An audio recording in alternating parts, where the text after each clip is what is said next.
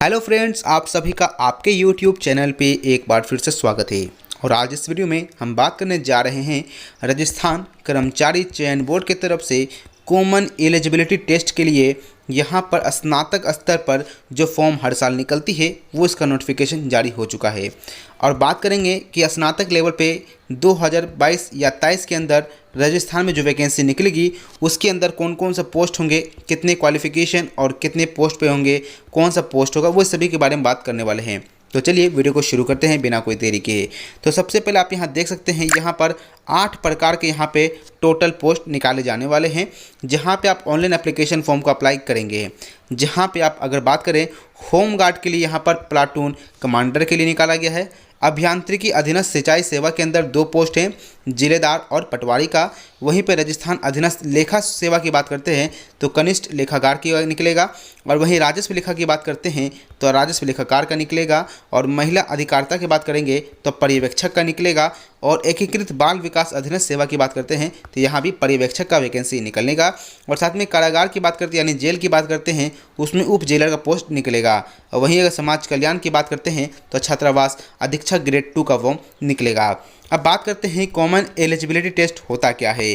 तो common eligibility test जो graduation level पर निकाला गया है, इसमें क्या होता है, मान लीजिए आपका कोई भी एग्जामिनेशन होता है, उसके अंदर पीटी, मेंस और इंटरव्यू, ये 3 चरण में मान लीजिए एग्जामिनेशन हो रहा होगा।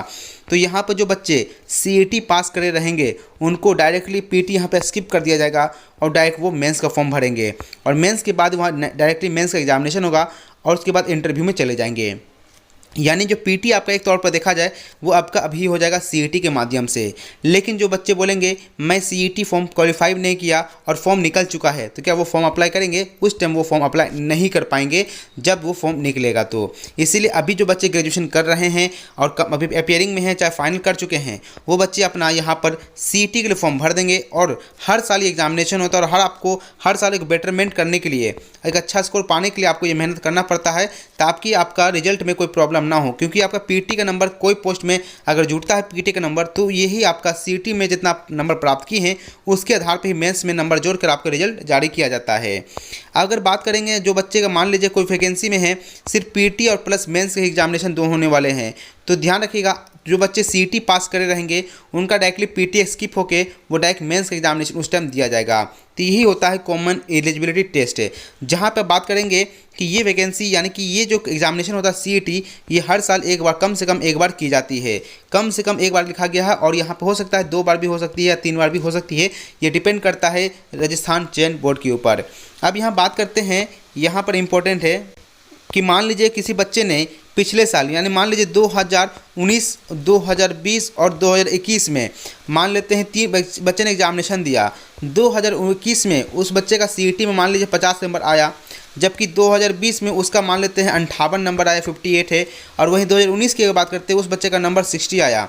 तो इस कंडीशन में लिखा गया है कि जो बच्चे का पिछला का सर्वोत्तम स्कोर होगा वही इसके अंदर मान्य होगा। यानी कि 2019 का जो नंबर होता है वो वैलिड हो सकता है, लेकिन साथ में ये भी मेंशन कर दिया गया है कि यहाँ पर जो आपका जो नंबर होगा ये सिर्फ 1 वर्ष का ही मान्य होगा। यहाँ पे देख पा रहे हैं कि समान पात्रता परीक्षा का स्कोर परिणाम के दिनांक से 1 वर्ष के लिए मान्य होता है, ये यहाँ पे बताया गया है।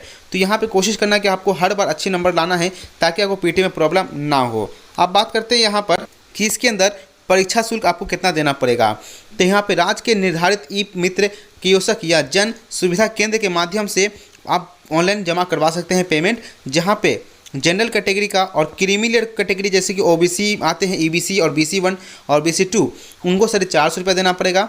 वहीं पर राजस्थान के नॉन क्रीमी लेयर पिछड़ा वर्ग के एवं अत्यंत पिछड़ा वर्ग के आवेदक जो होंगे उनको 350 रुपये पे करना पड़ेगा। और वहीं पे अगर राजस्थान के अनुसूचित जाति और SC ST जो आते हैं उनको 250 पेमेंट करना पड़ेगा।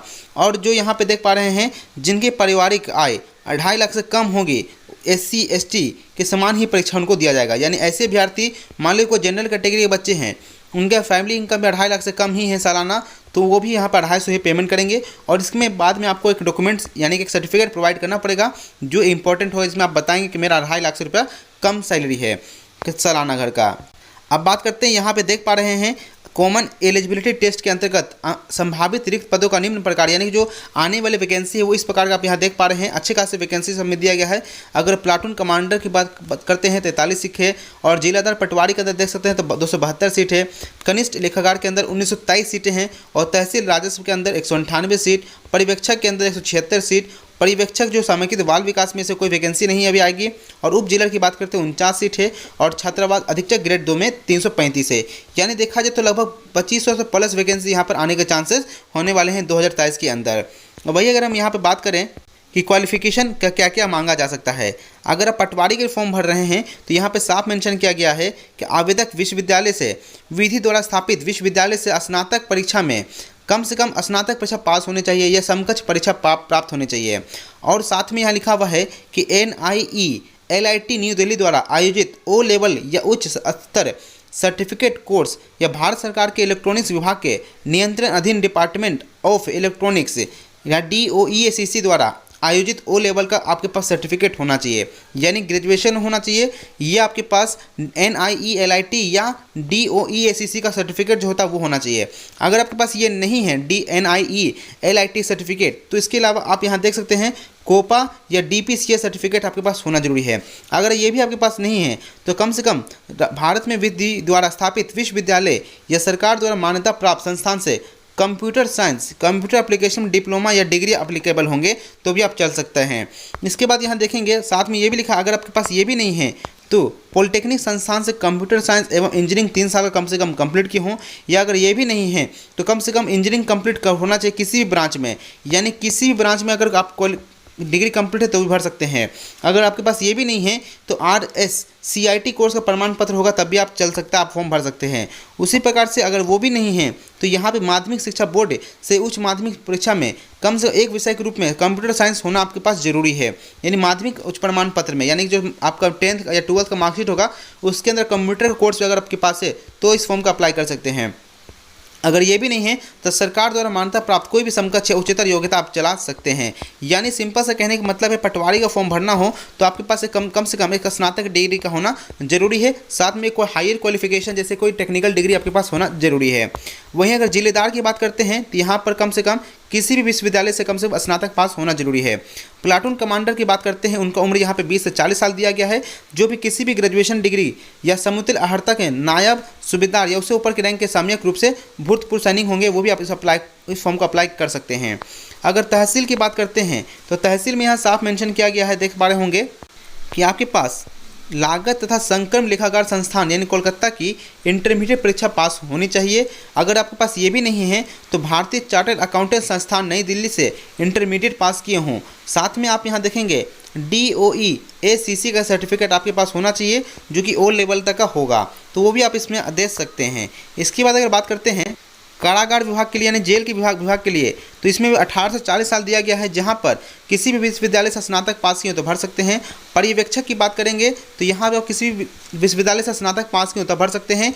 और छात्रावास अधीक्षक ग्रेड की बात करते हैं तो यहाँ पर भी किसी ग्रेजुएशन होगा तो आप भी भर सकते हैं, जिसमें उम्र आपका 21 से 40 साल ही मांगा गया है। बात करते हैं कि फॉर्म कब से कब भराएगा, तो 22 सितंबर से फॉर्म स्टार्ट होकर 21 अक्टूबर 2022 को ख़त्म हो जाएगा। और यहाँ पे परीक्षा का जो एग्जामिनेशन होगा वो आपका 6 जनवरी 2023 से लेकर 9 जनवरी 2023 के मध्य में हो जाएगा, जिसमें कि यहाँ पर एक से ज़्यादा शिफ्ट होने पर नॉर्मलाइजेशन का प्रोसेस यहाँ पे अपनाया जाएगा। बात करते हैं सिलेबस के बारे में, तो सिलेबस के यहाँ देख पा रहे हैं 150 क्वेश्चन पूछे जाएंगे, जहाँ पे भारतीय राष्ट्रीय आंदोलन तथा विशेष बल के साहित्य, राजस्थान और भारत का इतिहास जानना जरूरी होगा। भारत का, राजस्थान का इतिहास, संस्कृति, कला, साहित्य, ये सभी आपके पास नॉलेज होना चाहिए। साथ में समसामयिक घटनाएं, विज्ञान एवं प्रौद्योगिकी यानी science and technology, computer, English, Hindi, ये सभी नॉलेज आपके पास होने चाहिए। 150 क्वेश्चन पूछे जाएंगे, 300 अंक के होंगे, 3 घंटा टाइम दिए जाएंगे और ये सभी ऑब्जेक्टिव क्वेश्चन होंगे। और यहाँ पे नेगेटिव मार्किंग भी नहीं किया जाएगा, ये भी मेंशन किया हुआ है।